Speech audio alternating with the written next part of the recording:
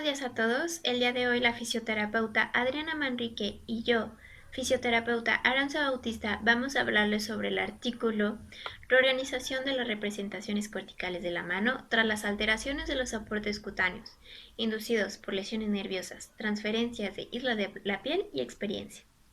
Este artículo fue desarrollado por el Dr. Mersnich, nacido en 1942 en el Líbano, Oregón, profesor emérito y neurocientífico de la Universidad de California en San Francisco, pionero líder en la investigación de la plasticidad cerebral. En este artículo, realizado en 1993, se expusieron 10 manipulaciones periféricas en monos de edad adulta para revisar los cambios registrados en el campo cortical somatosensorial primario y ver los diferentes aspectos de la plasticidad. Esto debido a que grandes zonas de los núcleos de la columna dorsal, el tálamo y de la corteza pueden desarrollar aportes casi iguales de otras partes de la piel cercana cuando existe una lesión. Teniendo en cuenta que las representaciones táctiles del cuerpo son remodeladas por la experiencia a lo largo de la vida.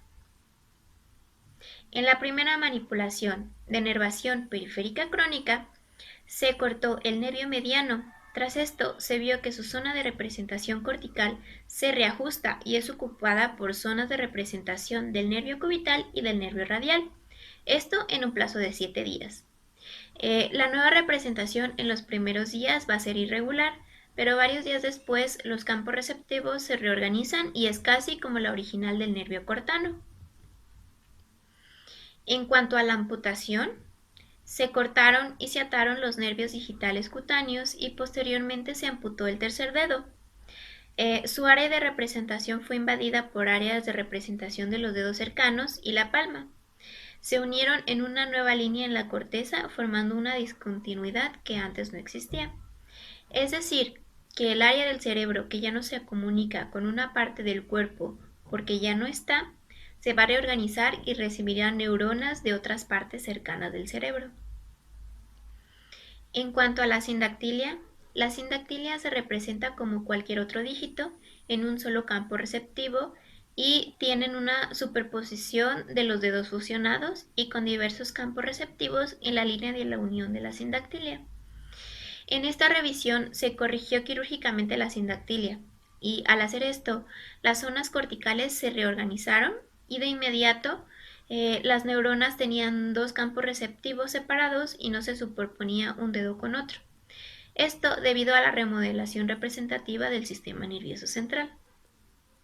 En cuanto al aplastamiento del nervio periférico con reinervación, en este experimento se realizó el aplastamiento del nervio mediano y la reorganización del nervio periférico tras una regeneración.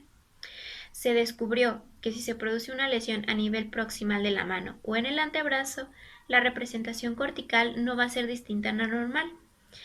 No van a existir problemas de parestesia o una mala localización. Esto debido a que aparentemente los axones en regeneración siguen siendo las mismas células de Schwann que sobrevivieron a la lesión y se van a trasladar a sus ubicaciones anteriores de la piel, restableciendo la anatomía aferente original. En cuanto a la transección y reparación del nervio periférico con una reinervación, en el estudio se corta el nervio periférico y después es reparado con un escenario de remodelación cortical diferente. Los nervios van a conservar una topografía no muy buena, no va a recuperar su territorio normal, incluso tiempo después el área va a seguir ocupada por representaciones de piel circundante y va a crear una representación carente. Y puede presentar sensaciones fantasmas que van a ser tratadas con reeducación sensorial. Se realizó un experimento de mapeo cortical en monos adultos que tenían risotomías dorsales poco frecuentes. En ellos se encontró que toda la zona de representación cortical de la mano y el brazo que correspondía al área de la risotomía, aproximadamente 1 cm², fue ocupada por representaciones de la cara anterior del mismo, algo que no ocurrió en la transección nerviosa. Otro estudio, esta vez realizado en gatos adultos, evaluó las consecuencias de la estimulación eléctrica prolongada en las vías aferentes del nervio mediano.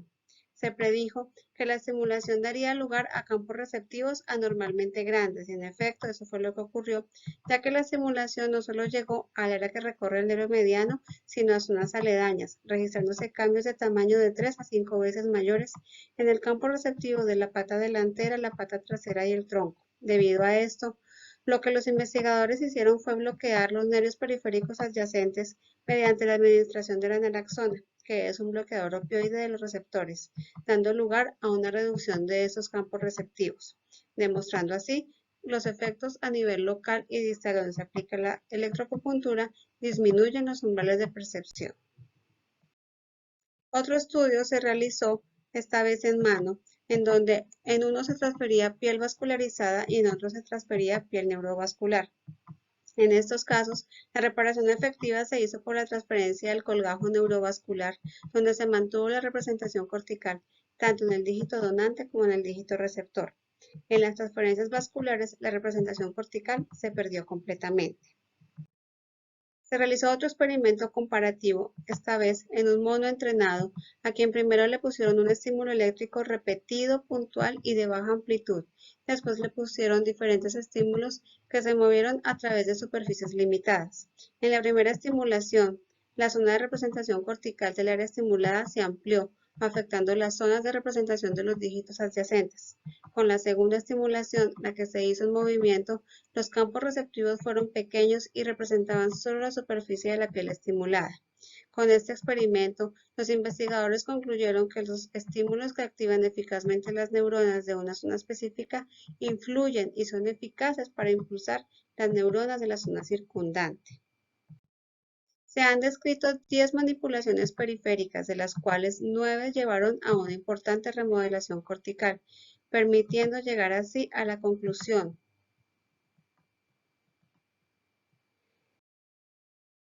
que las representaciones corticales son construcciones basadas a través del tiempo con ciertas características.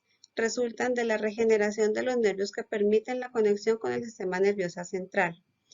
Resultan de las transferencias de la piel inervada a nuevas localizaciones de la mano y son consecuencias de la estimulación eléctrica, ya sea estática o móvil. Esta visión básica de la construcción de las representaciones corticales fue primero postulada por el investigador canadiense Donald Hebb, considerado como el padre de la neuropsicología y las redes neuronales. La teoría Hebb, conocida como la teoría del aprendizaje, establece que las conexiones más frecuentes se vuelven más fuertes y rápidas, premisa importante para los procesos de aprendizaje y memoria, y claro que sí, para nuestros procesos de rehabilitación. ¿En qué lugar del sistema somatosensorial se produce realmente la remodelación cortical? Se vio en diferentes niveles, en los núcleos, en la amputación, en el tálamo, en la transacción, en las transferencias de piel en la corteza, pero la gran conclusión es que todos los niveles del sistema somatosensorial tienen cierta capacidad de realizar una remodelación representativa por sí mismos. ¿Qué implicaciones tienen estos hallazgos para la rehabilitación sensorial? Toda la información que nos brinda esta investigación en cuanto a conclusiones y resultados nos da la base para lograr el diseño y perfeccionamiento de estrategias de rehabilitación más efectivas para la modulación de los fenómenos neuroplásticos, teniendo en cuenta los principios que rigen la plasticidad cortical. Es decir, está claro que si las representaciones corticales se basan en la experiencia, la competencia y se modulan en función del comportamiento y del refuerzo del mismo, nuestros programas de rehabilitación deben basarse en la importancia del ejercicio de entrenamiento en cuanto a atención, repetición y retroalimentación, con el fin de generar cambios de representación cortical más rápidos y efectivos en beneficio de la recuperación sensorial en pacientes con lesiones nerviosas. Gracias.